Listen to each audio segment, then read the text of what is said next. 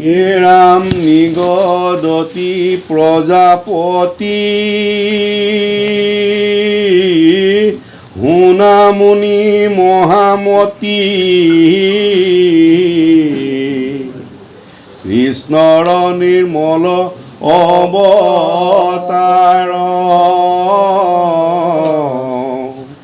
লোকৰ নিস্তাৰ হেতু কৃপায়ে গৰুড় কেতু যেন যেন কৰন্ত বিহাৰ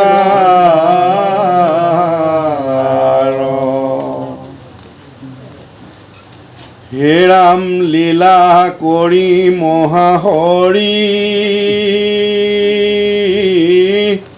বৰাহ স্বৰূপ ধৰি পৃথিৱীক কৰিলা উদ্ধাৰ দান্তে চিৰি হেহি বেলা হিৰণ্যক নিপাতিলা আতি প্ৰীতি সাধি দেৱতাৰ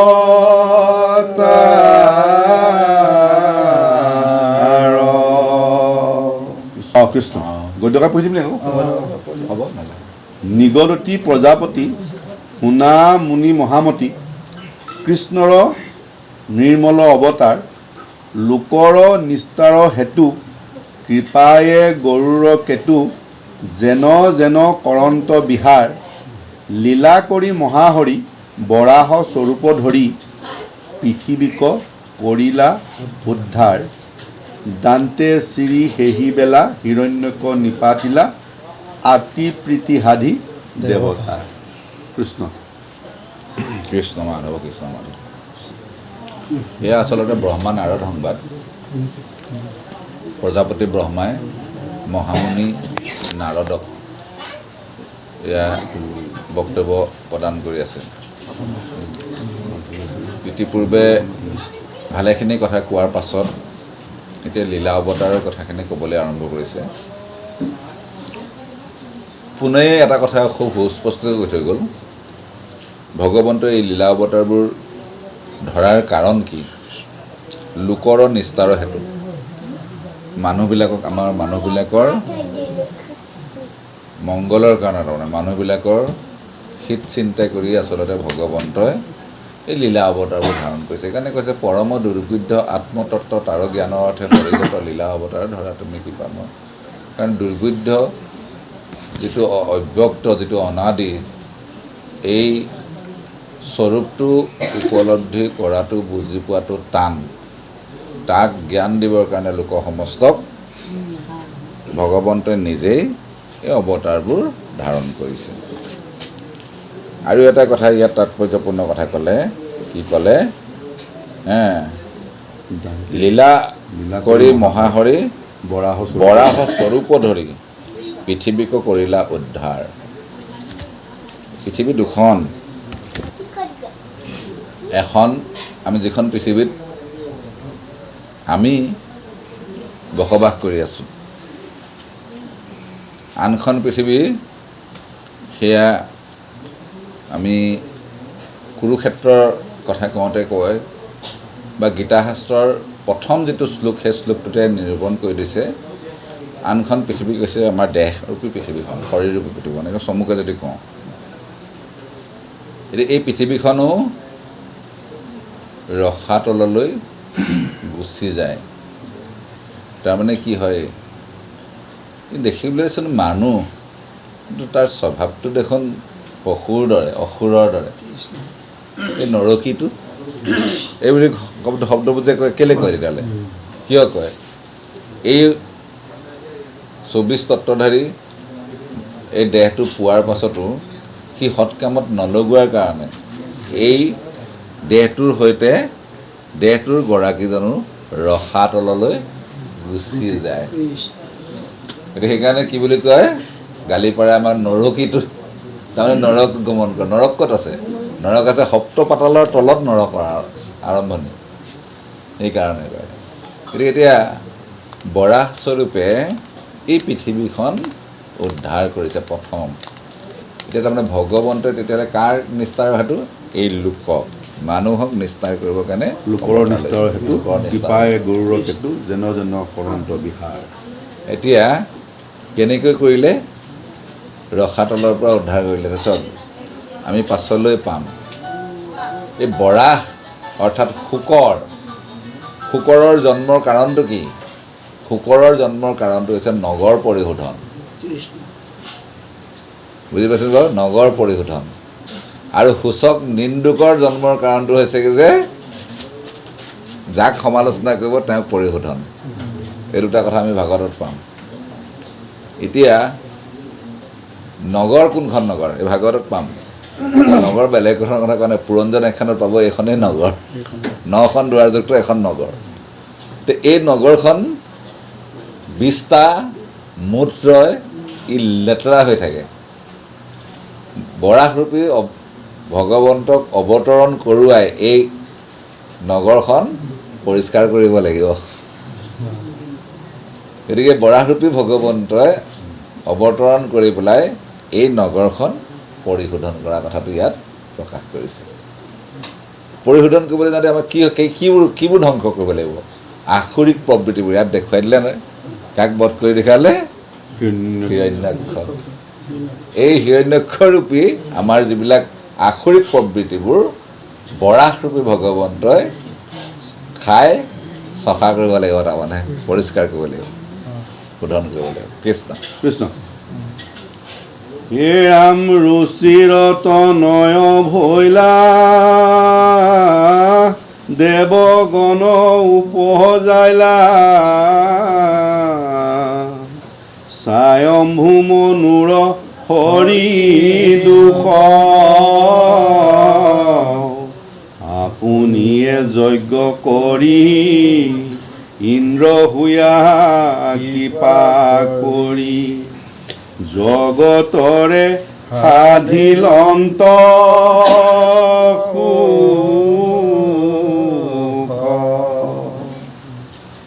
হে ৰাম কৰ্দমৰ গৃহে জাত হুয়া কৃষ্ণ জগন্নাথ সাংখ্য কহি মাতৃকতাৰিলা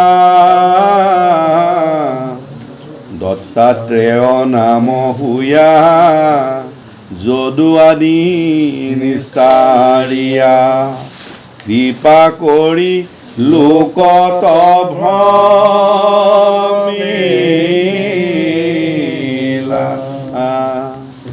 হে ৰাম মূৰ তপে তুষ্ট হৰি হনকাদি ৰূপ ধৰি জ্ঞান যোগ পৃথুত কহিলা ধৰ্ম ঘৰে সনাতন ভৈল নাৰায়ণ মহাতপ ব্ৰত আচৰিলা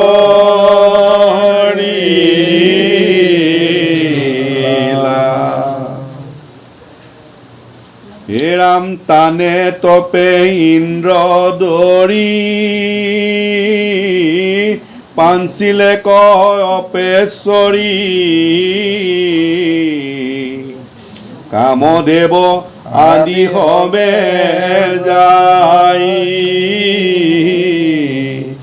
মুহিবাক যত্ন কৰি নানা ভংগী ভাৱ ধৰি নপাৰিয়া গৈলে কপলাই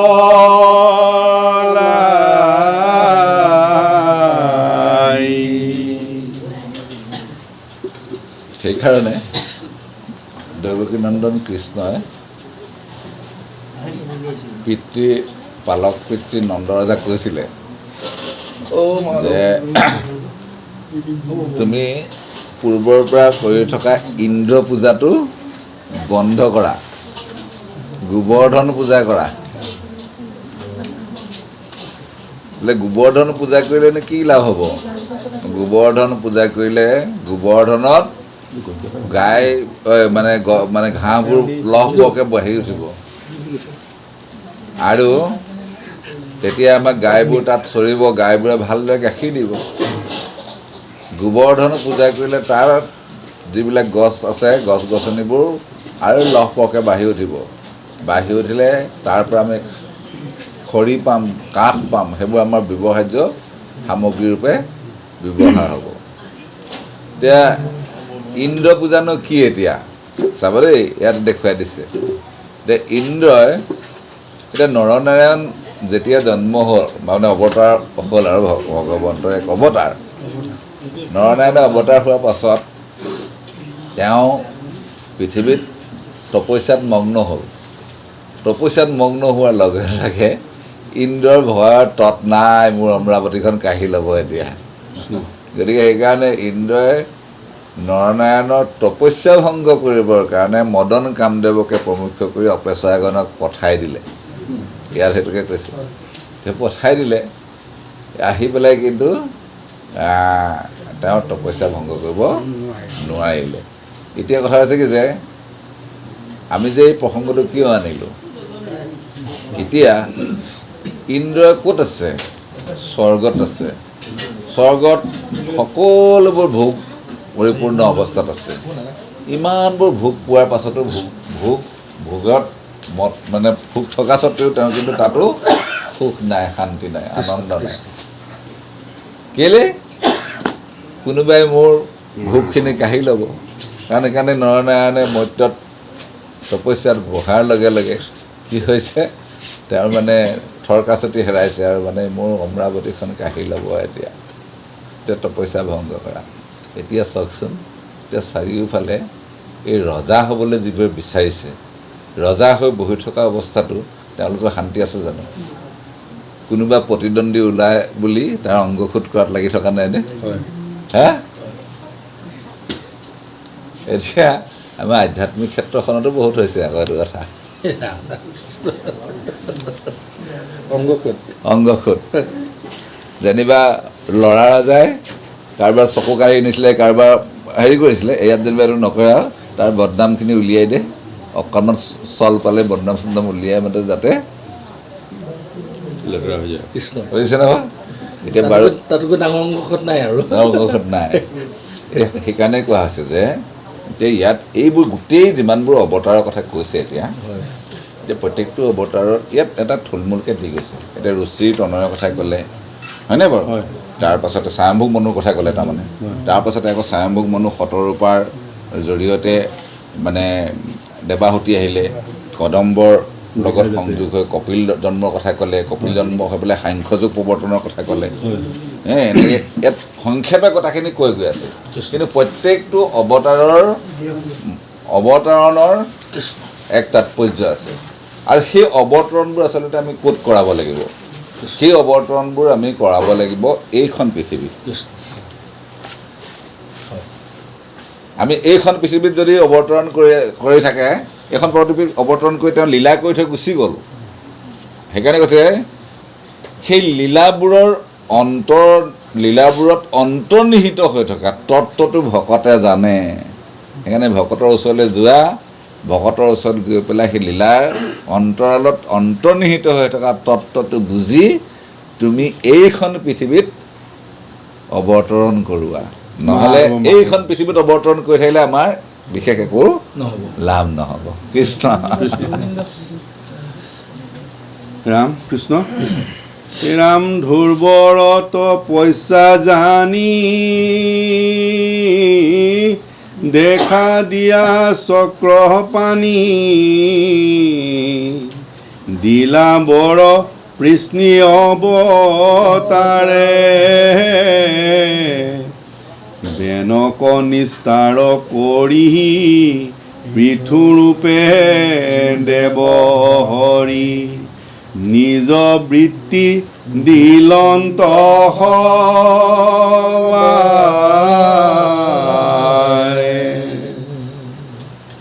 হেৰা মাতিশয় দুখতৰ পথ জ্ঞান সমস্তৰ ঋষভ স্বৰূপে দেখাই লন্ত সধৰি হয়গ্ৰীৱ নাম মূৰ যজ্ঞে পূৰ্ণ কাম বেকত ভৈলন্ত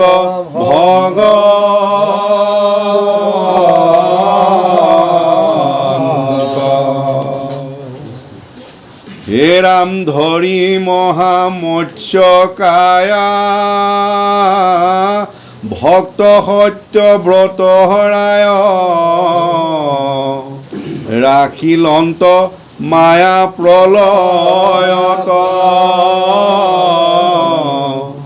দেৱতাৰ প্ৰীতি সাধি কুৰ্মৰূপে পৃষ্টি পাতি ধৰিলন্ত মন্দৰ পৰ্বত।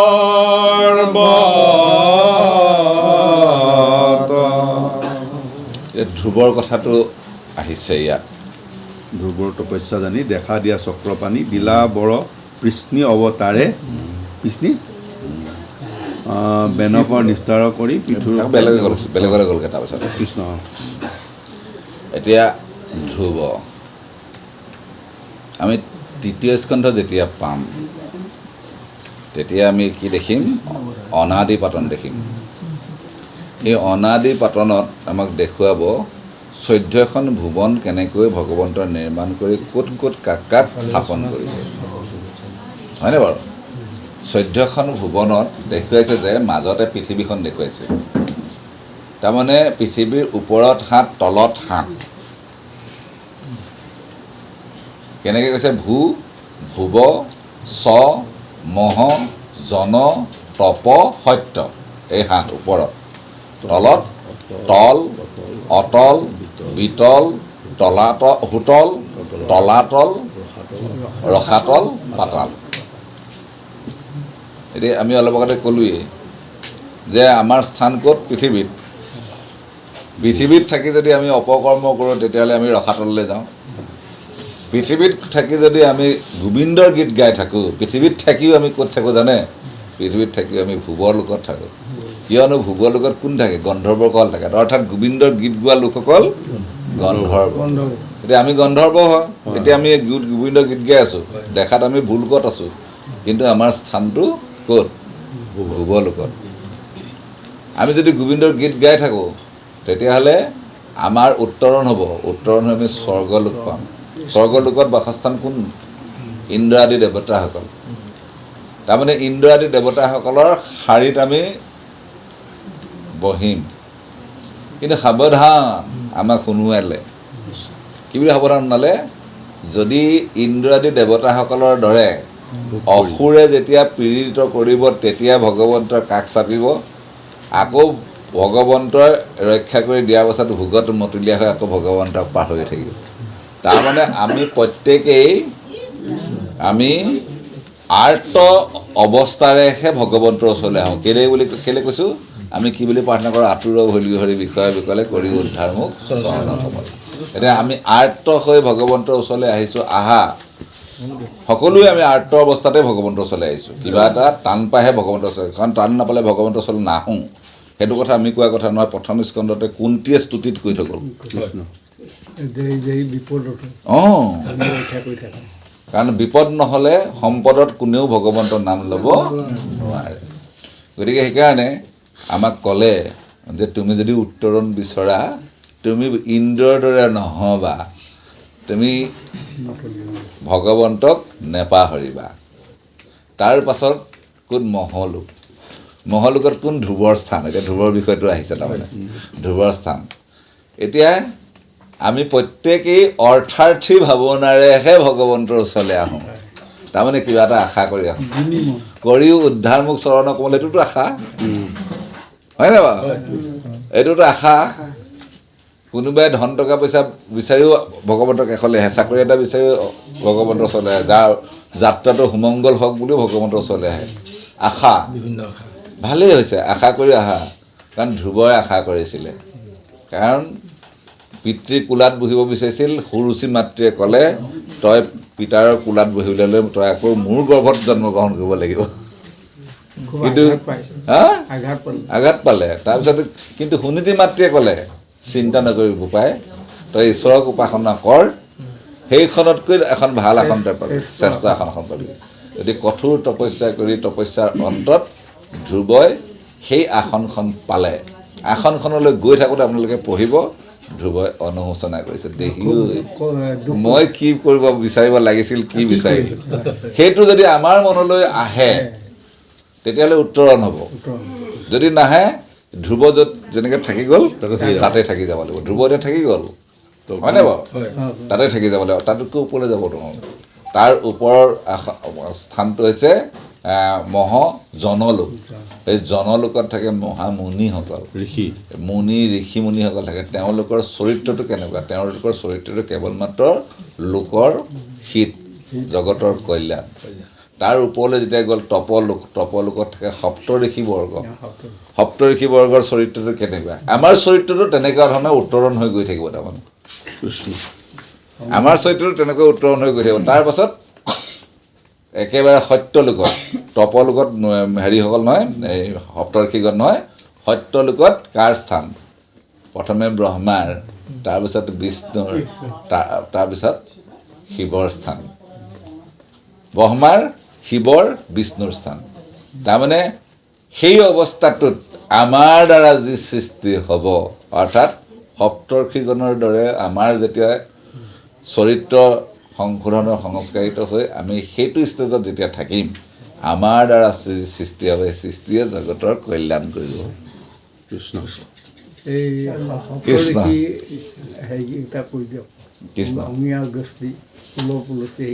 অঁ হয় সেইখিনি আমাৰ সপ্তৰ্ষিগণ সেইসকলো তাৰপিছতে আমাৰ হেৰি সিদ্ধমুনিসকল সিদ্ধমুনি চাৰি সিদ্ধ নৱসিদ্ধ এইসকলৰ স্থান তাত দেই গতিকে সেইকাৰণে আমাৰ উত্তৰণটো তেনেকৈ হয় গতিকে এই ভাগৱতৰ ইয়াত সংক্ষিপ্ত ৰূপে এই কথাখিনি ইয়াত কৈ গৈছে যিখিনি কথা কৈ গৈছে এইখিনি আমি এটাহে ক'লোঁ প্ৰত্যেকটো কথা ক'বলৈ সময় যথেষ্ট লাগিব আগবাঢ়ো দিয়ক হে ৰাম হুয়া হৰি নৰসিংহ দিয়া মহাঘোৰ হৰিংগ হামফুলীয়া হিৰণ্যক ধৰি উৰুত স্থাপিয়া ৰোগে ব্ৰজ সমনখ আগে চিৰি মাৰি লন্ত লীলা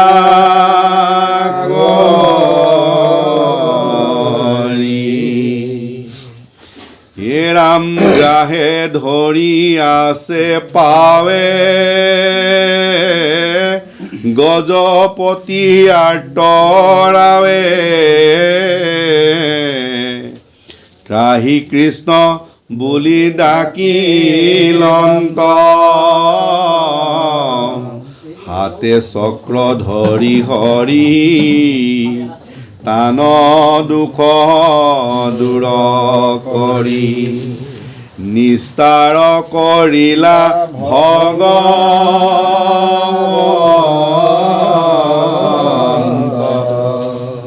কালগ্ৰাহে আমাক সৰ্বখনতে ধৰিছে ভাগৱতৰ প্ৰাৰম্ভতে কৈছে সূৰ্যৰ লগত হৰৈ জগতৰ আয়ু সূৰ্য উদয় হৈ অস্ত যায় এটা দিন আমাৰ পৰা লৈ যায় আমি গমেই নাপাওঁ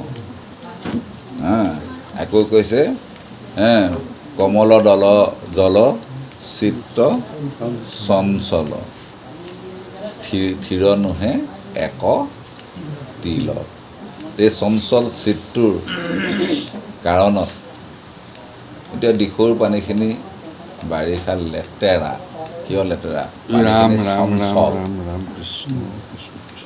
এই চঞ্চল পানীখিনি আপুনি স্থিৰ কৰি দিয়কচোন স্থিৰ কৰিলে সেই পবিত্ৰ হৈ পৰে পৰিষ্কাৰ হৈ পৰে তাৰমানে স্থিৰ কৰাৰ লগে লগে তাত মাজত থকা যিখিনি মলিখিনি তললৈ বহি যায় ক'ত স্থিৰ কৰিব স্থিৰ কৰিবলৈতো কিবা এটা উপায় লাগিব আপুনি বাল্টি এটাত আনি পেলাই স্থিৰ কৰি থৈ দিয়ক ৰাতিপুৱা থওক পদূলি দেখিব পবিত্ৰ হৈ আছে পানীখিনি আকৌ অস্থিৰ কৰি দিলে আকৌ লেতেৰা হ'ব আকৌ লেতেৰা হ'ব। গতিকে আমাৰ মনটো চঞ্চল চিত্তটো মানে যেতিয়া চঞ্চল হৈ থাকে তেতিয়া পাপময় ষষ্ঠীৰূপে ষষ্ঠীৰ দৰে হৈ থাকে, পাপ ষষ্ঠীৰ দৰে হৈ থাকে। ষষ্ঠী হৈছে পাপৰ প্ৰতীক। এই শৰীৰটো পাপযুক্ত ষষ্ঠীৰ দৰে হয়। কালগ্ৰাহে ধৰি থাকে গমেই নাপায়, গম পাইছেনে? পাপকে কৈ থাকে, চঞ্চল মনৰ অধিকাৰী হয়। গতিকে মনটো বা চিত্ৰটো যদি আমি স্থিৰ কৰিম, ক'ত কৰিম এতিয়া? সেইকাৰণে মনৰ 4টা অৱস্থাৰ কথা আমাক কৈছে। মন মানে সি সংকল্প বিকল্পতে সি মানে মতলীয়া হৈ থাকে। আজি যিটো সংকল্প কাইলৈ সেইটো বিকল্প হৈ যায়, কাইলৈ বেলেগ এটা হৈ যায়। তাৰমানে আজি মোৰ চাইকেলখনতে মোৰ চলি আছিল, কাইলৈ চাইকেলখন বিকল্প হৈ পেলাই তাৰ এটা বিকল্প এটা বিচাৰিম, বাইকখন। এনেকৈ মানে পৰিৱৰ্তন হৈ থাকে। এনেকৈ তাত বহি আছে চন্দ্ৰটো যেনেকৈ একলা দুকলাকৈ বাঢ়ে আৰু একলা দুকলাকৈ কমে, কোনোদিন চন্দ্ৰ একেটা অৱস্থাত নাথাকে। আমাৰ মনটোৰ অৱস্থাটো তেনেকুৱা। তাৰপিছত কৈছে নহয়, সেইকাৰণে সেই চঞ্চল মনটো তুমি স্থিৰ কৰা। ক'ত কৰা? বুদ্ধিত কৰা। কিন্তু বুদ্ধিত কোনটোত কৰিবা? বুদ্ধি দুটা। এটা তাৰমানে দেখুৱাই দিলে। ক'ত দেখুৱাই দিলে? ব্ৰহ্মাৰ জৰিয়তে দেখুৱাই দিলে। ব্ৰহ্মাই আহি পেলাই পদ্মপত্ৰত বহি তেওঁৰ মনত প্ৰশ্ন উদয় হ'ল। আৰু সেই 3টা প্ৰশ্ন আমাৰ মনত উদয় হ'ব লাগিব। যাৰ মনত এই 3টা প্ৰশ্ন উদয় হয়, ব্ৰহ্মাৰ মনত উদয় হোৱা প্ৰশ্নকেইটা তেওঁৰে উত্তৰ নহয়। মই কোন, ক'ৰ পৰা আহিলোঁ, মই কি কৰা উচিত। এই 3টা। মই কোন, মই ক'ৰ পৰা আহিলোঁ আৰু মই কি কৰা উচিত। এই 3টা প্ৰশ্ন যাৰ মনত উদয় হ'ব তেওঁৰে উত্তৰণ ঘটিব। গতিকে সেইকাৰণে তেওঁৰ সেই প্ৰশ্নকেইটা উদয় হোৱাৰ লগে লগে পদ্মৰ মৃণালেৰে সাঁতুৰি গৈ আধা বয়স পাৰ কৰি দিলে, নিজৰ শক্তিৰে বিচাৰি একোকে নাপালে। গতিকে সেইটো বুদ্ধিত স্থিৰ কৰিলে আমাৰ মনটো আমাৰ কেতিয়াও সেই ব্ৰহ্মাৰ দৰে হ'ব, একো ফল নাপাব। বুজি পাইছেনে? তাৰ পাছত কি ক'লে? তাৰ পাছত ক'লে যে টপ টপ টপ ধ্বনি শুনি তেওঁ ভাবিলে যে মই এই টপ টপ টপ ধ্বনিটো ক'ৰ পৰা আহিল? যিজনে মোক সৃষ্টি কৰিছে তেওঁৱেই টপ টপ ধ্বনিটো কৈছে। তেওঁ কোন? যে তেওঁৰ শক্তিয়ে বিচাৰোঁ। তেওঁৰ শক্তিয়ে বিচৰাৰ লগে লগে বৈকুণ্ঠখন কাষতে পালে। সেইকাৰণে 14 ভুৱনৰ বাহিৰৰ বৈকুণ্ঠখন আমাক গুৰুজনে ক'লে, বৈকুণ্ঠ নগৰীটো ব্ৰহ্মাণ্ডৰ বাজ, আনন্দে ভাবিলে পায় হৃদয়ৰ বাজ। এতিয়া ব্ৰহ্মাই হৃদয়ৰ কাষতে বৈকুণ্ঠখন পালে, দেখুৱাই দিলে। হৃদয়তে বৈকুণ্ঠখন পালে। বৈকুণ্ঠখনত কি পালে? চতুৰ্ভুজৰূপী ভগৱন্তক পালে। ভগৱন্ত এনেই চতুৰ্ভুজৰূপা নহয়, কিন্তু ভগৱন্তৰ যিটো বিৰাট ৰূপ, এই বিৰাটটোহে ভগৱন্তৰ প্ৰকৃত ৰূপ। কিন্তু ভকতৰ নিমিত্তেহে চতুৰ্ভুজ ৰূপটো ধাৰণ কৰিছে। ব্ৰহ্মাৰ নিমিত্তে ভগৱন্তই চতুৰ্ভুজ ৰূপটো ধাৰণ কৰিছে। চতুৰ্ভুজ ধাৰণ কৰি ব্ৰহ্মাক কৈছেই যে এই ৰূপটো মই তোমাৰ দৰে কেৱল ভকতৰ কাৰণে নিৰ্মাণ কৰিছোঁ। সেইকাৰণে আমাৰ গুৰু শ্ৰীমন্ত শংকৰদেৱে সেই ৰূপটোকে আনি ধ্যান বৰ্ণনত 2য় কীৰ্তনত ভৰালে। আৰু ভগৱন্তই সেই ৰূপটো ধাৰণ কৰিয়েই দ্বাপৰ যুগত দৈৱকী বসুদেৱৰ ঘৰত জন্মগ্ৰহণ কৰিছে। সেইজনে আমাৰ একমাত্ৰ ভজনীয়। বুজিলেনে কথাটো? গতিকে সেই ৰূপটো কেৱল মাত্ৰ ভকতৰ নিমিত্তে নিৰ্মাণ কৰিছে। গতিকে তুমি যদি বুদ্ধিত তোমাৰ মনটো স্থিৰ কৰিব খোজা, তেতিয়াহ'লে এইটোত স্থিৰ কৰা, তাত কৰা। নহয় বোলে নহয়, মোৰ মনটো স্থিৰ কৰিব লাগিব। ক'ত কৰিম? অহংকাৰত কৰিম নি? তেওঁ অহংকাৰত কৰিব লাগিব। অহংকাৰ কি অহংকাৰ? অহংকাৰ কোন বুজাইছে? ৰুদ্ৰ বুজাইছে। ৰুদ্ৰৰ 2টা চৰিত্ৰ, শিৱৰ 2টা চৰিত্ৰ। শিৱতকৈ সাত্ত্বিক জগতত দ্বিতীয়জন নাই। শিৱতকৈ সাত্ত্বিক মানে দ্বিতীয়জন নাই। বৈষ্ণৱ দ্বিতীয়জন নাই। এতিয়া সেইকাৰণে চাওক, আমাৰ এটা ঘোষা আমাৰ প্ৰায় হেৰি হয়, বহুজনে বহুত ধৰণে বিশ্লেষণ কৰে। আপোনালোকে চাবচোন এই বিশ্লেষণটো। কৰ্মত বিশ্বাস যাৰ হিয়াত থাকন্ত হৰি, অতিশয় দূৰসন্ত তাৰ, দূৰতো বিদৰ সন্ত তাৰ। অহংকাৰ থাকন্তেও সাক্ষাতে কৃষ্ণক পাৱে, শ্ৰৱণ কীৰ্তন ধৰ্ম যাৰ। এতিয়া শিৱ ক'ত বহি আছে? অহংকাৰত বহি আছে। অহংকাৰত বহি থাকি শিৱই সৰ্বখনতে গোবিন্দৰ গুণানুকীৰ্তন সহস্ৰবাৰ জপ কৰি থাকে। অহংকাৰত থাকিও শিৱই কি কৰি থাকে? গোবিন্দৰ গুণনাম সহস্ৰবাৰ জপ কৰি থাকে।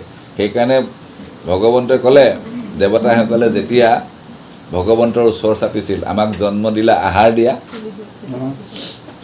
তেতিয়া ভগৱন্তই ক'লে তোমালোকে আহাৰ পাবলৈ হ'লে মোৰ নামত ঢাকন দিব লাগিব মোৰ নামত ঢাকন দিবলৈ হ'লে তোমালোকে আগবাঢ়ি আহা কোনো আগবাঢ়ি নাহে তেতিয়া ক'লে মোৰ নামত ঢাকন দিব পৰা ক্ষমতা কেৱল মাত্ৰ শিৱৰ আছে কাৰণ শিৱই তোমালোকে সকলোৱে জানা মোৰ নামত ঢাকন দিয়াৰ লগে লগে তোমালোকে অমোচন পাপত পৰিবা সেই অমোচন পাপৰ পৰা পৰিত্ৰাণ পাবৰ কাৰণে শক্তি সহস্ৰ নাম জপ কৰি থকা শিৱৰ আছে শিৱহে পাৰিব বুজিলে ন সৰু আকৌ চাব আমাৰ অষ্টম স্কন্ধ ভাগৱতৰ যেতিয়া অমৃত মন্থন হৈছে কি ওলাইছে প্ৰথমে বিষ ওলাইছে বিষ কোনে পান কৰিব পাৰিলে শিৱই ক'ত শেষ হৈ থাকিলে কণ্ঠত শেষ হৈ থাকিলে কিয় কণ্ঠত ভগৱন্তৰ নাম ধাৰণ কৰি থাকে সৰ্বখনতে শিৱই সেইকাৰণে কণ্ঠ ভেদ কৰি বিষ আগবাঢ়ি যাব নোৱাৰিলে এতিয়া চাওক অহংকাৰ থাকোঁতে সাক্ষাতে কৃষ্ণক পায় শ্ৰৱণ কীৰ্তনৰ ধৰ্মজাৰ অহংকাৰ কি আমাৰ এই শৰীৰটো কিহেৰে নিৰ্মাণ হৈছে তামসিক অহংকাৰ ৰাজসিক অহংকাৰ আৰু সাত্বিক অহংকাৰ তামসিক অহংকাৰৰ 10টা পুত্ৰ কি ক্ষিতীয় পতেজ মৰুদ্ভূম ৰূপৰস গন্ধ স্পৰ্শ শব্দ এইকেইটা তামসিক অহংকাৰৰ দ্বাৰা জন্ম হৈছে হয়নে বাৰু ৰাজসিক অহংকাৰৰ দ্বাৰা 10টা ইন্দ্ৰিয় আৰু সাত্বিক অহংকাৰৰ দ্বাৰা এই 10টা ইন্দ্ৰিয়ৰ অধিষ্ঠাতা 10জন দিক্পাল এতিয়া আমি এই ক্ষিতি অপতেজ মৰুদ্ভূমেৰে নিৰ্মিত কাণখন নাথাকিলে গোবিন্দৰ গুণনাম শ্ৰৱণ কৰিব নোৱাৰোঁ এই জিভাখন তামসিক অহংকাৰে নিৰ্মাণ কৰা এই জিভাখন নাথাকিলে আমি ঈশ্বৰৰ গুণগান ক'ব নোৱাৰোঁ যদি এই তামসিক অহংকাৰত থাকিও যদি কৃষ্ণৰ গুণলীলা সহিত শ্ৰৱণ কীৰ্তন কৰোঁ বুজিলে ন কথাটো এতিয়া চাওক এতিয়া কৰ্মত বিশ্বাস যোৱা বুলি কৈছে কৰ্ম মানে কি এতিয়া যাব দে আৰু মস্ত কৰ্ম মানে কৰ্মকাণ্ড যাগ যজ্ঞ পূজা পাতল এয়াই কৰ্মকাণ্ড হয়নে বাৰু হয় কিন্তু আমি কৰি থকাবোৰ কৰ্মকাণ্ড হ'ব পাৰে সাৱধান কোনটো আমি পুৱা গধূলি বন্তি জ্বলাব লাগে লগাব লাগে কাৰণেহে লগাই যদি থাকোঁ চাব দেই যদি উত্তৰণ নিবিচাৰোঁ কেহানিও একে ঠাইতে যদি বিচাৰোঁ কেৱল নিয়মৰ কাৰণে যদি বন্তি জ্বলাই থাকোঁ হৰণৰ মন্ত্ৰখিনি দিলে ভজনৰ কথাখিনি ক'লে হৰণৰ মন্ত্ৰখিনি ইয়াত গালোঁ মই দুৰাচাৰ কেৱলে তোমাৰ বাহিৰত গৈ তই দুৰাচাৰ বুলি যদি কওঁ কাৰণ ইয়াত সদায়তো গাই আছোঁ এই কৰ্মটোত বিশ্বাস আছে তাৰমানে কোনটোত মানে বন্তি গছি জ্বলোৱা কৰ্মটোত বিশ্বাস আছে ভাটৌৰ দৰে শৰণ মন্ত্ৰখিনি মতাত বিশ্বাসটো আছে মাধৱ কৃষ্ণ কিন্তু তাৰ তাৎপৰ্যটো কেহানো উপলব্ধি কৰা নাই বুজিলেনে গতিকেলৈ সেইজনৰ হৃদয়ৰ পৰা ভগৱন্ত দূৰতো বিদূৰ হৈ যাব সেইকাৰণে যেতিয়ালৈকে ভকত 4 প্ৰকাৰ দেখুৱাইছে সেইকাৰণে আৰ্ত অৰ্থাৰ্থী জিজ্ঞাসা মই অলপ আগতে সেই কথা কৈছোঁ যেতিয়া আমি আৰ্ত হৈ আহিছোঁ আঁতৰত পৰি ভগৱন্তৰ কাষলৈ আহিছিলোঁ অৰ্থাৰ্থী হৈয়ে ভগৱন্তৰ কাষলৈ আহিছিলোঁ সেইদিনাখন আমি প্ৰাকৃত ভকত আছিলোঁ মাত্ৰ সেইকাৰণে মণিকূটতে ভগৱন্ত আছে বুলি জ্ঞান কৰি তালে মূৰ কৰি সেৱা কৰোঁ কাষত কোনোবা যে আছে একো অনুভৱ নহয় কিন্তু সেই মণিকূটত ভগৱন্ত আছে বুলি ভাবি লৈ মণিকূটত থকা ভাগৱতখন এনেকৈ মেলি যেতিয়া চালোঁ ভাগৱততনো কি আছে মেলি চালোঁ তেতিয়া দ্বিতীয় ষ্টেজটো কৈছে প্ৰাকৃত ভাগৱত নহয় তেতিয়া কি বুলি কৈছে তেওঁ মধ্যম ভাগৱত তেওঁৰ উপাধি পালে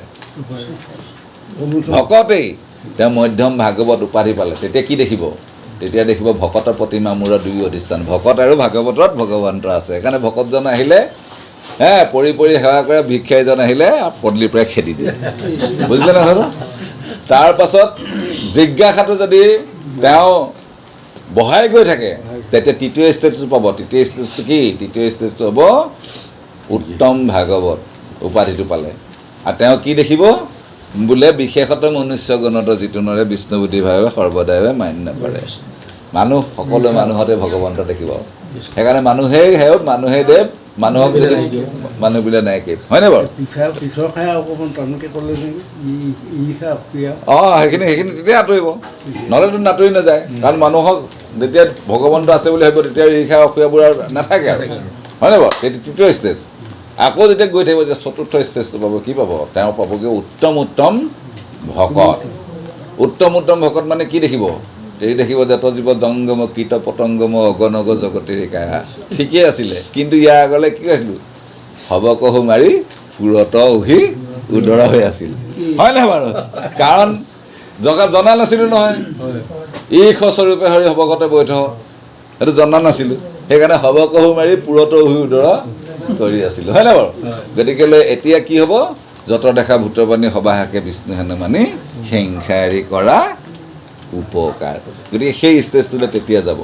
তাৰমানে আমাৰ এই উত্তৰণটো ঘটিব লাগিব। উত্তৰণটো নঘটি যদি আমি তাতেই থাকোঁ, কাম নহ'ব। এতিয়া সেইকাৰণে কৈছে যে আমাৰ মনটো চঞ্চল মনটো যদি তুমি স্থিৰ কৰিব খুজিছা, তোমাৰ যদি কষ্ট হৈছে বুদ্ধিত স্থিৰ কৰাটো, কষ্ট যদি হৈছে অহংকাৰ স্থিৰ কৰাটো, আমাৰ গুৰুজনে সহজ উপায় এটা দিলে।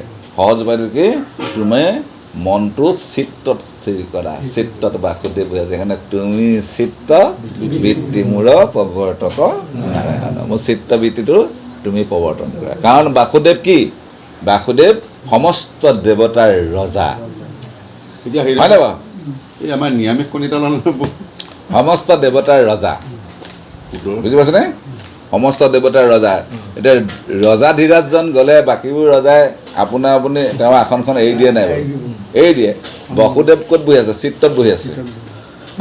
চিত্তৰ পৰা বাসুদেৱক লৈ আনিব লাগিব ক'লৈ? জিভালৈ। জিভাত কোন বহি আছে? বৰুণ বহি আছে। জিভাত বৰুণ বহি আছে। বৰুণ বহি থকাৰ কাৰণে আমাৰ তিতা কেঁহা জ্বলা এইবিলাকৰ সোৱাদত আমাৰ জিভাখন লৰি ফুৰে। গতিকে তাত আনি পেলাই বাসুদেৱক বহাই দিয়াচোন, চবে খাই যাব। তেতিয়া কি হ'ব? কেৱল মাত্ৰ গোবিন্দৰ গুণলীলা চৰিতহে তেওঁ সোৱাদ ল'ব, বুজিছনে? এতিয়া চিত্ৰৰ পৰা বাসুদেৱক লৈ আনি বহাই দিয়ে ক'ত? কাণখনত বহাই দিয়েহি। কাণখনে আমাৰ নহ'লে কি শুনে? পৰচৰ্চা পৰনিন্দা এইবোৰ শুনি পেলাই ভাল পায়। যদি ইয়াত যদি আনি পেলাই তাত কোন বহি আছে? দিশ দেৱতা বহি আছে। বাসুদেৱক আনি যেতিয়া লৈ আহিলা, দিশ দেৱতাই আসনখন এৰি দিব বহিবলৈ দিয়াৰ লগে লগে তেতিয়া ইয়াত তেওঁ যেতিয়া বহি ল'ব, তেতিয়া কি শুনিবলৈ ভাল পাব? কেৱল মাত্ৰ গোবিন্দৰ নাম। কৃষ্ণ। আৰু এটা কথা, আজি এই ইয়াত অৰ্জুনক এই 18 অধ্যায় পোৱা যায়, 18 অধ্যায় মানে বুজাই থকা নাই। কৃষ্ণ। তাৰপিছত শেষত তেওঁ মানি লোৱা নাই। শেষত গৈ পিনে চিত্তপদ্য বুলি এটা কথা, এইটো হ'ব লাগিব। হয় হয়, তেতিয়াহে তুমি কামত আহিবগৈ কৃষ্ণ। চিত্তপদ্য এইটো অকণমান ভঙাই দিওঁ। কৃষ্ণ কৃষ্ণ, আপুনি জানে এইটো নাই কৃষ্ণ হয় বাৰু। এতিয়া কথা এটা হৈছে কি চাব দেই, আমাৰ আগৰ লোকসকলে গীতা পঢ়িবলৈ নিদিয়ে। এতিয়াও আমাৰ সমাজত গীতা পাঠটো নাই, হয়নে বাৰু? কিয় নাই বাৰু? কেতিয়াবা আপোনালোকে মনত জিজ্ঞাসাটো কৰিছেনে কিয় নাই? কাৰণ গীতা আপুনি এদিন পঢ়িলে সেই গীতাই আপোনাক বলিয়াই কৰিব,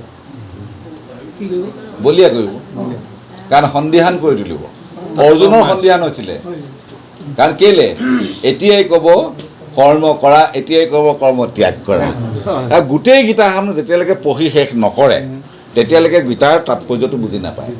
কাৰণ চাওক, 18 অধ্যায় গীতা মানে অৰ্জুনক ক'লে, গোটেই কথাখিনি ক'লে। অৰ্জুনৰ যিমান প্ৰশ্ন অৱতাৰণা কৰিলে প্ৰত্যেকটো প্ৰশ্নৰ সমিধান মানে অৰ্জুনক কৃষ্ণই দিলে। শেষান্তৰত কৃষ্ণই অৰ্জুনক কৈছে যে অৰ্জুন, তুমি সোধা সকলো প্ৰশ্নৰ মই সমিধান দিলোঁ, আৰু যদি তোমাৰ মনত কিবা প্ৰশ্ন আছে তাকো তুমি কৰা। তেতিয়া অৰ্জুনে ক'লে যে মোৰ আৰু প্ৰশ্ন নাই। তেতিয়াহ'লে অৰ্জুন, তুমি তোমাৰ বিচাৰৰ মতে তুমি যিটোকে কৰিবলৈ ভাল পোৱা তাকে কৰা। তেতিয়া অৰ্জুনৰ লাগিলে গণ্ডগোল, যে মই কি কৰিম এতিয়া? কেতিয়াবা ক'লা তুমি কৰ্ম কৰা, কেতিয়াবা এৰা,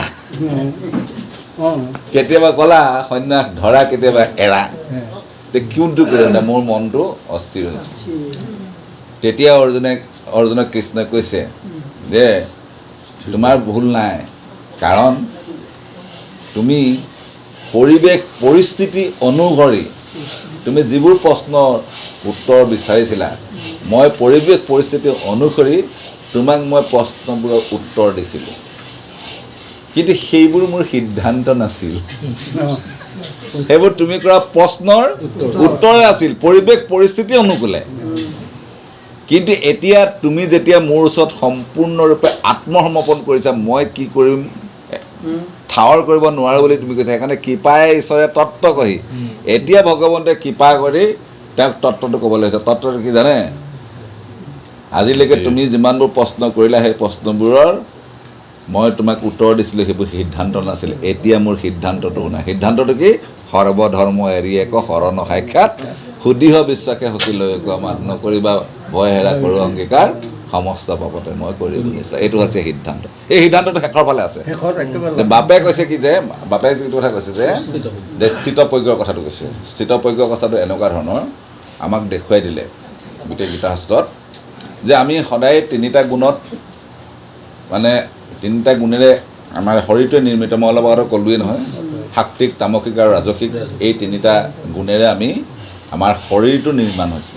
এই শৰীৰটোতে আহি পেলাই ভগৱন্তৰ প্ৰৱেশ কৰিছে। ভগৱন্ত নিৰ্গুণ নিৰাকাৰ দেই।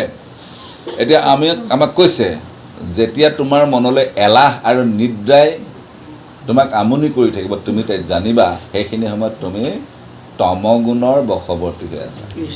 জানিব আৰু মনলৈ যেতিয়া এলাহ আহিছে, নিদ্ৰাই আহিছে, তমগুণৰ বশৱৰ্তী। চাবচোন এটা উদাহৰণ, আমাৰ মদটো বা তামসিক হয় নহয় বাৰু? হয়। মদ খোৱাৰ লগে লগে মানুহৰ কি লাগে? নিদ্ৰা, এলাহ, হয় নহয় বাৰু? বেছি নিদ্ৰা কৰা মোৰ খং উঠে। বছ বেছি নিদ্ৰাত তামসিক, খংটো সম্পূৰ্ণ তামসিক। গতিকে সেই তমগুণটোৱে তমগুণ। এতিয়া বহু হেৰি নহয়, ৰাতিপুৱা সময়তো আমাৰ ব্ৰহ্ম পোৱাতে আমি হাৰ পালেও সেইটো কি হ'ব এতিয়া? সেইটো তমগুণৰ অধীনত আছে। মদটো মদ নাই খোৱাব, মদ খাব লাগে বুলি কোৱা নাই। আপুনি মই এটা উদাহৰণে দিছোঁ। মদ খাব লাগে বুলি কোৱা নাই, মদ খোৱা নোখোৱা বুলি কথা নাই। সেইটো সুস্পষ্টই কৈছে গীতা শাস্ত্ৰই। এলাহ আৰু নিদ্ৰাৰ বশৱৰ্তী হৈ থকা অৱস্থাত মনে যদি তোমাৰ এলাহ আৰু নিদ্ৰাৰ বশৱৰ্তী হৈ আছে, সেইখিনি সময়ত তুমি তমগুণৰ অধিকাৰী হৈ আছা। সেইখিনি সময়ত যদি তোমাৰ মৃত্যু হয় তুমি নৰকগামী হ'বা। সাৱধান দেই, এইটো কিন্তু সাৱধান কথা। তাৰপাছত কি কৈছে, তোমাৰ মন যদি কামনা বাসনা তোমাৰ মনত যদি জাগি থাকে সৰ্বক্ষণতে, কামনা তৃপ্ত নহয়, হা, আজি ইটো লাগে কালিলৈ সিটো লাগে, এনেকুৱাবোৰত যদি মনত ভাৱনা হৈ আছে, তেতিয়া জানিবা তুমি ৰজগুণৰ বশৱৰ্তী হৈ আছা। সেই অৱস্থাত যদি তুমি মৃত্যু হোৱা তুমি স্বৰ্গ পাবা। তাৰপাছত কৈছে যদি তোমাৰ মন পৰোপকাৰ, দয়া, ক্ষমা আদি গুণৰ অধীন হৈ আছে, সেইখিনি সময়ত তুমি ভাবিবা যে তুমি সত্যগুণৰ অধীনত আছা। সেইখিনি সময়ত তুমি মৃত্যুলৈ তোমাৰ গতি পাব। গতি আৰু মুক্তি দুটা বেলেগ বস্তু, একেই নহয় দেই। গতি পাব, তাৰমানে উত্তৰণ হ'ব, কিন্তু মুক্তি নাপায়, গতিহে পাব। এতিয়া মুক্তি পাবলৈ হ'লে কি হ'ব লাগিব? মুক্তি পাবলৈ হ'লে তুমি নিৰ্গুণৰ স্থিত হ'ব লাগিব। বাপে কোৱা যিটো স্থিতপজ্ঞতাৰ কথা, নিৰ্গুণত স্থিত হ'ব লাগিব। নিৰ্গুণ স্থিত মানে এতিয়া নিজকে সোধকচোন, আপোনাক যদি কোনোবাই প্ৰশংসা কৰে আপোনাৰ কেনে লাগে? ভাল লাগে। ভাল লাগে। গালি পাৰিলে বেয়া লাগে। গালি আৰু প্ৰশংসা দুয়োটাকে যিজনে একেধৰণৰ বুলি গ্ৰহণ কৰিব পাৰিব, সেই অৱস্থাত কি কৈছে নিৰ্গুণ, সাধাৰণ অৰ্থ। আৰু সেইটো হৈছে স্থিতপজ্ঞ অৱস্থা। আৰু সেইকাৰণে ভকতজনক তাত থৈছে, যিমানেই বোকা নেলাগক লাগে, সিদ্ধান্ত আৰু কথা নাই। সেইকাৰণে ভকতজনক ক'ত থৈছে? পদুম ফুলৰ লগত তুলনা কৰিছে। পদুমতে বোকাতে থাকে, বোকা নালাগে। সেইকাৰণে ভকতজনক কি বুলি কয়? এইজন বলিয়ানে কিয়? এই অৱধূত ভকতৰ কথা উল্লেখ কৰিছে। উদ্ধৱক দেখুৱাই দিছে অৱধূত অৱস্থাত দেখুৱাই দিছে, ঋষভক দেখুৱাই দিছে অৱধূত অৱস্থাত দেখুৱাই দিছে। ভাগৱতত চাব, তাৰমানে দলি মাৰিছে, গু ছটিয়াইছে, গু খাবলৈ দিছে, কিবা খাবলৈ দিছে, যিহকে কৰিছে তাতেই তেওঁ তুষ্টি তৃপ্তিৰে আছে। তাৰমানে তেওঁ ক'তো কোনোবা নিন্দা, ঘৃণা, প্ৰশংসা এইবোৰৰ লগত কোনো কথা নাই, সকলোকে সমান।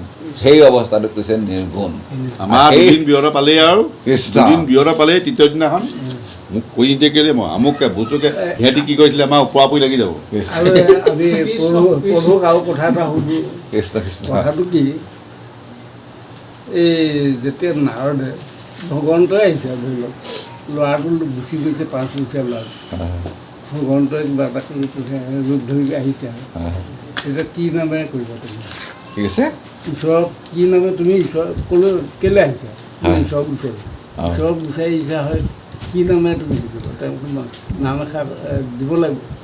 আৰু কি কৰিবা এতিয়া? এইটো মই নাজানো বোলে, মই খালি ঈশ্বৰক বিচাৰি আহিছোঁ। তেতিয়া যে নমো ভগৱতী বাস, সেই ধ্ৰুৱৰ কথাটো কৈছে। এই শব্দটো অন্য নাম দিব ক'ব পাৰিলে, কিয় নমো ভগৱতী বাস, এই কথা। এয়া হৈছে আচলতে এই ভাগৱতৰ বীজ মন্ত্ৰ। তাৰমানে এয়া যেনেকৈ বেদৰ বীজ মন্ত্ৰ ওঁকাৰ ভাগৱতৰ বীজ মন্ত্ৰ হৈছে ওম নমো ভগৱতে বাসুদেৱায়। তাৰমানে একোকে নাজানে। আমাক কি কৈছে চৰক, নালাগে ভক্তিত দেৱ দ্বিজ ঋষি হবে, নালাগে সম্ভিত শাস্ত্ৰ বিস্তৰ জানিব। এতিয়া যে আমি আমাৰ বহুত থেচিছ লিখি ডক্টৰেট ডিগ্ৰী লাভ কৰিছে, ভাগৱতৰ ওপৰত থেচিছ লিখি ডক্টৰেট ডিগ্ৰী লাভ কৰিছে, ভক্তিত ভকত হ'ব পৰা নাই, নোৱাৰে। সেইকাৰণে আমাক কি কৈছে জানেনে, আছে জ্ঞান ভকতিৰ মাজে, ভকতি কৰন্তে আপুনি উপজয় জ্ঞান। এতিয়া ধ্ৰুৱক অন্য শাস্ত্ৰ জ্ঞান এইবোৰ ল'বৰ কাৰণে, কাৰণ 5 বছৰীয়া পঞ্চবয়সীয়া এই সন্মানী শিশুটোৱে এইবোৰ জ্ঞান ল'বৰ ক্ষমতা নাই, অধিকাৰো নাই। সেইকাৰণে নাৰদে তেওঁক ভক্তি কৰিবৰ কাৰণে এটা ভক্তিৰ বীজ মন্ত্ৰ ওম নমো ভগৱতে বাসুদেৱায় দিছে। ইয়াকেই তুমি শুদ্ধভাৱে লোৱা আৰু শুদ্ধভাৱে লৈ তাকেই তুমি স্মৰণ কৰি থাকা, সেয়াই ভক্তি হ'ব। গতিকে সেই ভকতি কৰন্তে আপুনি উপজয় জ্ঞান। গতিকে ভক্তি কৰোঁতে কৰোঁতে সেই ওম নমো ভগৱতে বাসুদেৱায় কওঁতেই হংস অৱতাৰ হ'ল। হংস অৱতাৰ হৈ তেওঁৰ কণ্ঠত শংখটো স্পৰ্শ কৰি দিয়াৰ লগে লগে তেতিয়া তেওঁ সমস্ত শাস্ত্ৰৰ জ্ঞাতা হৈ পৰে, জনা হৈ পৰে। সকলো শাস্ত্ৰৰ জ্ঞান তেওঁ আপুনি বেলেগে পঢ়িবলগীয়া হোৱা নাই। কৃষ্ণ। এৰাম ধৰিয়া বা মন কায়,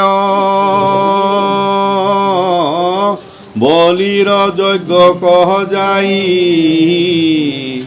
দান মাগি বলি কচলিলা, পাছে কৰি নিজ দাস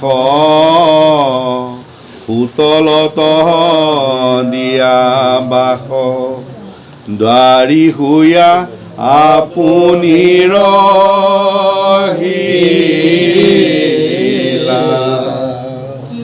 এৰাম হংসৰূপে কৰি লীলা, জ্ঞান ভক্তি প্ৰকাশিলা, আমাৰ আগত কৃপাময়, প্ৰতি মন্থতৰে তনু ধৰি দামোদৰে, প্ৰকাশন্ত নিজ কীৰ্তি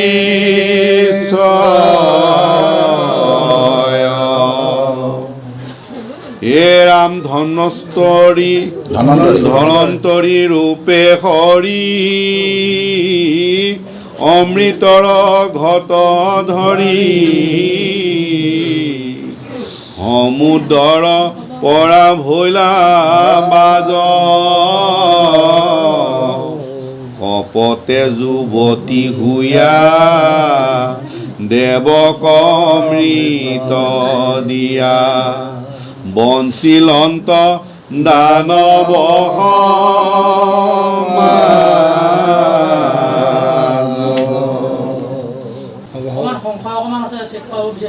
কৃষ্ণ।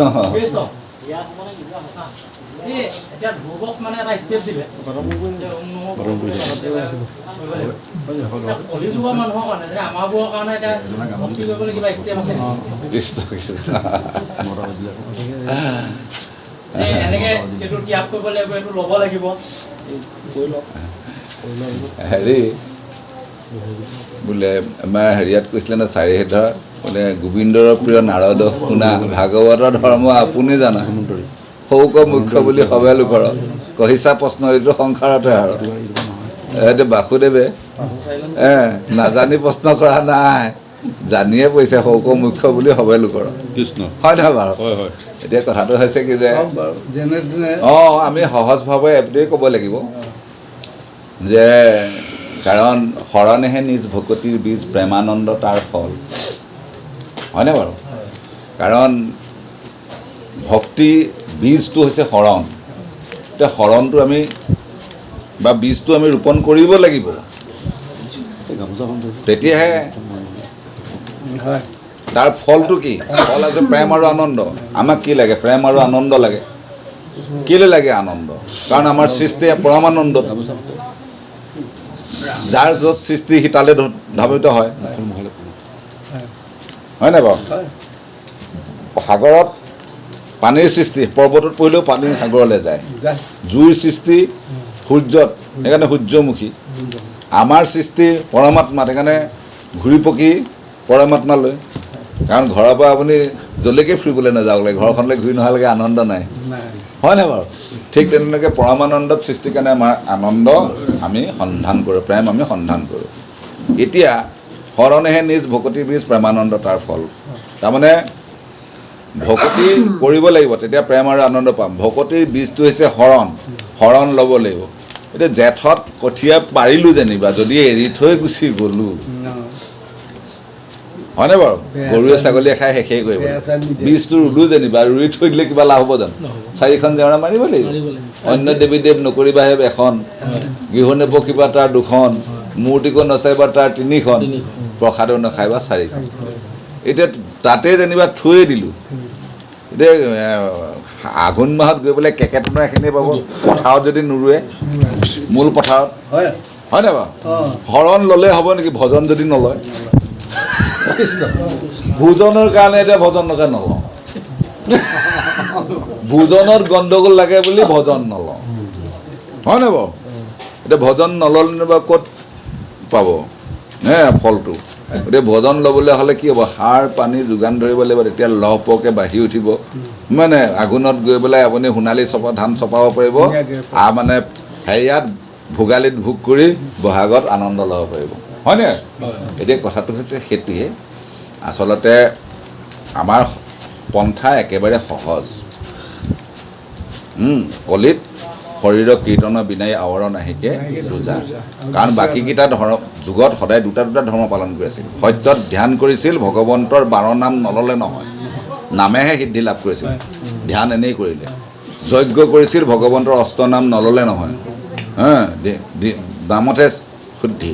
যজ্ঞ এনেই কৰে। তেওঁ দাপৰত পূজা কৰি ভগৱন্তৰ 10 নাম নল'লে নহয়। কলিত শৰীৰৰ কীৰ্তনে বিনাই আৱৰণ আহিকে নোজা। গতিকে কলিটো আমাৰ আটাইতকৈ সহজ উপায় কৃষ্ণ। এতিয়া কথাটো হৈছে এটাই, সহজ কথাত ক'বলৈ গ'লে, মই গুৱাহাটীলৈ যাম বুলি স্থিৰ কৰি ল'লোঁ, আনন্দ পাম বুলি স্থিৰ কৰি ল'লোঁ।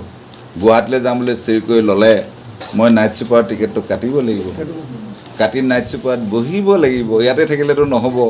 নাইট ছুপাৰত বহিলে কি হ'ব লাগিব?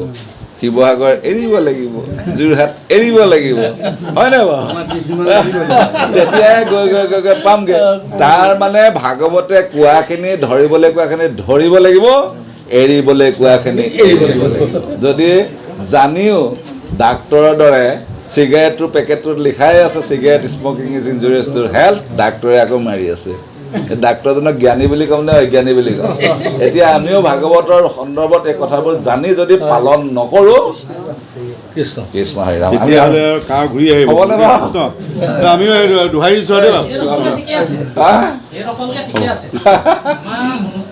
মাধ্যম কৰিলে যে 12 বছৰ বয়সত এইটো ব্ৰাহ্মণ পুৰাণেও কৈছে যে 12 বছৰ এদিন হ'লে যদি মৃত্যু হয় তেতিয়া অপৰাধটো পিতৃ মাতৃ গান লাগিব। কিন্তু 12 বছৰ হৈ যোৱাৰ পিছত শৰণটো ল'লে, শৰণ লোৱাৰ পিছত মানে পিছৰ আকৌ আমাৰ যিটো ধৰি ৰাখিব লাগে, এৰাল দি থ'ব লাগে, সেই এৰালডাল চিগা লিখা লাগে কেতিয়াবা। ছিগিব খাদ্য বিচাৰটো, বিশেষকৈ খাদ্য বিচাৰটো ইয়াৰ কিবা আছে, হেৰি আছে নেকি? প্ৰথম বস্তুটোৱে হ'ল আমাৰ খাদ্য। একদম ভাগৱতৰ প্ৰথম কথাটোৱে হৈছে খাদ্য। অন্য জনীকেৱে নকৰে বিচাৰ, নহয় বাৰু? এতিয়া প্ৰথম কথা হৈছে যে খাদ্য। 1 নম্বৰ অপৰাধ খাদ্যতে লাগে। কাৰণ খাদ্যৰ পৰা ৰসৰ পৰা তেজৰ পৰা মাংস, মেদ, হাড়, মজ্জা, শুক্ৰ, গোটেইখিনি সৃষ্টিৰ মূলতে হৈছে খাদ্য। সেইকাৰণে সাত্বিক হ'বই লাগিব। সাত্বিকৰ মূল হেৰিকেইটা কি? হিংসা বৰ্জিত।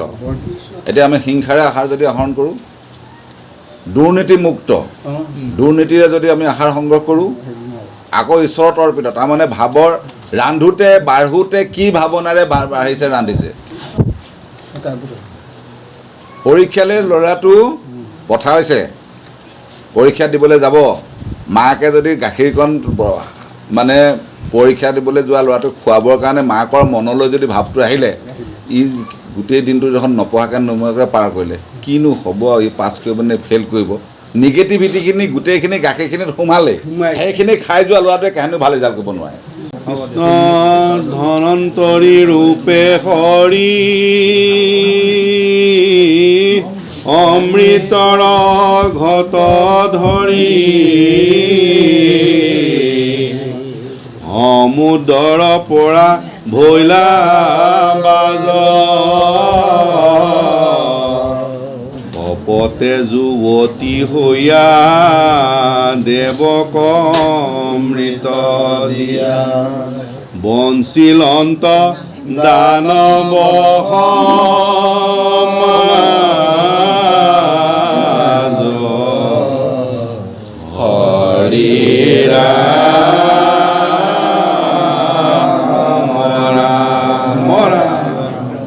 জয় ৰাম জয় নাৰায়ণ জয় কৃষ্ণ জয় জগত গুৰু শ্ৰীমন্ত ঔ হৰি